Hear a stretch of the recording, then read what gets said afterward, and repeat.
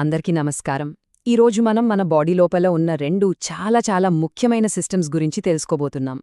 ఇవి ఒకదాంతో ఒకటి ఎంత బలంగా కనెక్ట్ అయి ఉన్నాయో, ఇంకా అవి మనల్ని ప్రతి సెకండ్ బతికుండేలా, హెల్దీగా ఉండేలా ఎలా చూసుకుంటాయో చూద్దాం రండి.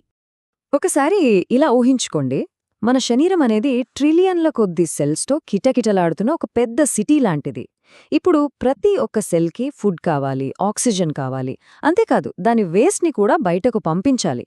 మరి ఇంత పెద్ద సిటీకి లాజిస్టిక్స్ ఎలా వర్కవుతాయి? దీనికి ఖచ్చితంగా ఏదో ఒక సూపర్ నెట్వర్క్ ఉండాలి కదా. సూపర్ నెట్వర్క్ ఏంటో తెలుసా? అదే మన సర్క్యులేటరీ సిస్టమ్, అంటే రక్త ప్రసరణ వ్యవస్థ. దీన్ని మనం సింపుల్గా మన బాడీ యొక్క సూపర్ హైవే అని చెప్పొచ్చు. లైఫ్కి అవసరమైనవన్నీ డెలివరీ చేస్తూ, వేస్ట్ని క్లియర్ చేస్తూ నాన్ స్టాప్గా పనిచేసే ఒక అద్భుతమైన రోడ్ నెట్వర్క్ అన్నమాట. సరే, ఇక ఈ హైవే గురించి కొంచెం డీప్గా చూద్దాం. వావ్! చూడండి, ఎంత కాంప్లెక్స్గా ఉందో ఈ సిస్టమ్. మన బాడీలో ఉన్న ప్రతి ఒక్క సెల్కి, ప్రతి మూలకి కనెక్ట్ అయ్యున్న ఒక సూపర్ నెట్వర్క్ ఇది. ఇది జస్ట్ బ్లడ్ని పంప్ చేయడమే కాదు, న్యూట్రియంట్స్ని, హార్మోన్స్ని, ఈవెన్ మెసేజెస్ని కూడా చేరవేసే ఒక పెద్ద కమ్యూనికేషన్ అండ్ సప్లై చైన్ అన్నమాట. ఓకే, ఈ సూపర్ హైవేలో రెండు మెయిన్ రూట్స్ ఉన్నాయన్నమాట. ఆర్టరీస్, వెయిన్స్, అంటే ధమనులు, సిరలు. చాలా మందికి వీటి మధ్య కన్ఫ్యూజన్ ఉంటుంది, కానీ డిఫరెన్స్ చాలా సింపుల్. ఆర్టరీస్ ఏమో ఆక్సిజన్తో నిండిన ఫ్రెష్ బ్లడ్ని హార్ట్ నుంచి బాడీకి తీసుకెళ్తాయి, అందుకే అవి రెడ్గా ఉంటాయి. ఇక వెయిన్స్ ఏమో వాడేసిన, అంటే ఆక్సిజన్ తక్కువగా ఉన్న బ్లడ్ని బాడీ నుంచి తిరిగి హార్ట్కి తీసుకొస్తాయి. సరే, ఏ హైవేకైనా ట్రాఫిక్ని మూవ్ చేయడానికి ఒక పవర్ సోర్స్ కావాలి కదా. మరి మన బాడీ సూపర్ హైవే సంగతేంటి? ఆ పవర్ సోర్స్ అదే మన హార్ట్.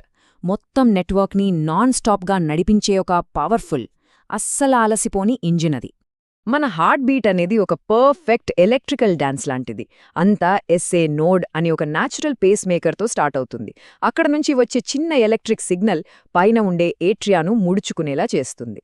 ఆ తర్వాత ఆ సిగ్నల్ ఒక్క క్షణం ఆగి కింద ఉండే వెంట్రికల్స్కి వెళ్తుంది. దాంతో అవి బలంగా సంకోచించి బ్లడ్ని బయటకు పంప్ చేస్తాయన్నమాట. ఆ టైమింగ్, అబ్బా, అది అద్భుతం.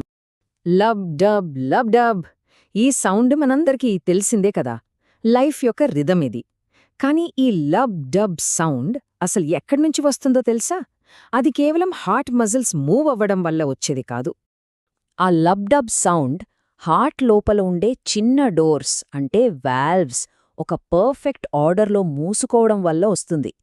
లబ్ అనే ఫస్ట్ సౌండ్ ఒక సెట్ వాల్వ్స్ క్లోజ్ అయినప్పుడు వస్తుంది. ఇక డబ్ అనే సెకండ్ సౌండ్ బ్లడ్ బయటికి వెళ్ళాక మరో సెట్ వాల్వ్స్ క్లోజ్ అయినప్పుడు వస్తుంది. ఇలా చేయడం వల్ల బ్లడ్ ఎప్పుడూ కరెక్ట్ డైరెక్షన్లోనే వెళ్తుంది.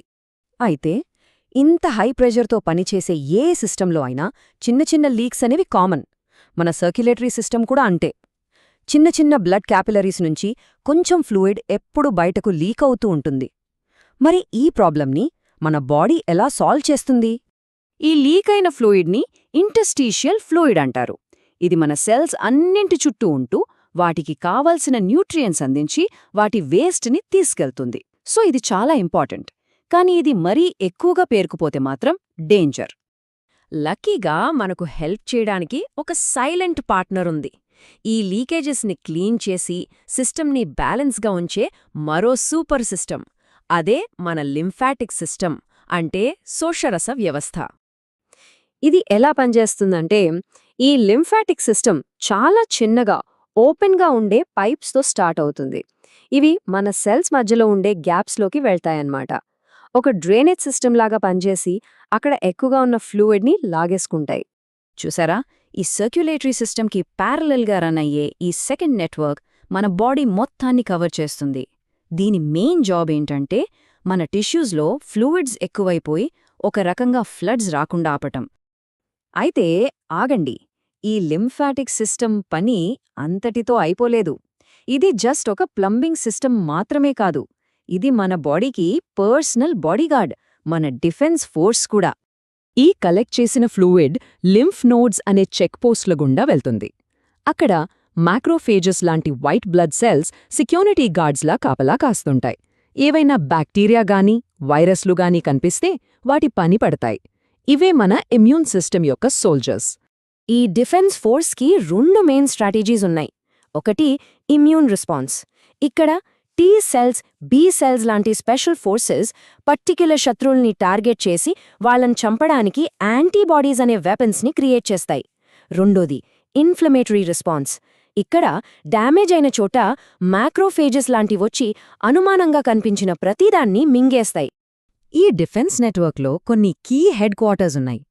లింఫ్ నోడ్స్ ఏమో ఫిల్టరింగ్ స్టేషన్స్, స్ప్లీన్ అంటే ప్లీహం బ్లడ్ని క్లీన్ చేస్తుంది, థైమస్ అనేది టీ సెల్స్కి ఒక ట్రైనింగ్ అకాడమీ లాంటిది, ఆరో వీటన్నిటికీ బేస్ మన బోన్ మ్యారో, మన డిఫెన్స్ సెల్స్ అన్నీ ఇక్కడే పుడతాయి. సరే, ఇప్పుడు కథ క్లైమాక్స్కి వచ్చింది. ఈ రెండు వేర్వేరుగా కనిపించే సిస్టమ్స్ ఒకదానితో ఒకటి కలిసి ఎంత పర్ఫెక్ట్గా పనిచేస్తాయో, ఒక పర్ఫెక్ట్ పార్ట్నర్షిప్ని ఎలా ఫామ్ చేస్తాయో చూద్దాం.